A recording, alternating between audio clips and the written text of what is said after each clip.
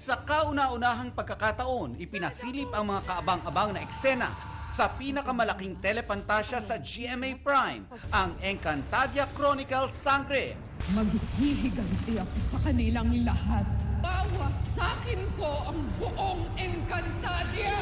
Sa pag-usbong ng bagong panganib, darating ang mga bagong tagapagligtas. Say abisala sa mga bagong tagapangalaga ng brilyante na formal nang ipinakilala sa MediaCon kanina. Ang apat na sangre, sina Bianca Umali o Terra, Faith Da Silva o Flamara, Angel Guardian o Dea, at Kelvin Miranda o Adamus. Bago ang MediaCon, nakapanayam ng GMA Integrated News ang apat na sangre. Iplinex ng apat ang kanilang full costumes at mga pinagdaanan habang sinushoot ang Kapuso Telepantasya. Aminado si Faith na sa sangre na challenge ang kanyang kakayahan sa pagganap. Na hindi ako bihasa pagdating sa pakikipaglaban. Yung ibang klaseng laban siya dahil yung brilyante ng apo yung nasa akin. So yung fire, yung alab talaga ng pakikipaglaban, yung init, it has to be there. Nagpapasalamat naman si Angel na nakatulong ang mga nauna niyang project para maging handa sa pagganap niya sa bagong serye. Galing akong Running Man. So actually, nakatulong siya sa pag-prepare ko physically. Since very physical yung Running Man, kahit papano yung body ko, na-ready ko for this. Dinagdagan ko na lang din ng konti pang sipag.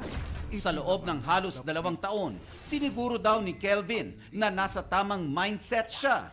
Pagbutihin pa ang pag-arte at magkaroon ng sapat na lakas para sa mga training para sa fight scenes. Kailangan mo talaga ng matinding commitment. Kung mahina yung isip mo, hindi mo talaga siya kakayanin kasi nakaka-burn out din sa totoo lang. Kasi we're talking about 2 years. Yes. 2017, nang unang gumawa si Bianca ng Telepantasya nang gumanap siya sa Mulawin versus Ravenna. Malaki na raw ang pagbabago pagdating sa paggawa ng ganitong genre. It's harder because dahil tumataas yung standard ng mga tao at tumatalino yung audience natin. Our audience are thinking people and they are intelligent people na hindi ka na lang pwede basta-basta magpalabas ng kahit na ano sa TV ngayon.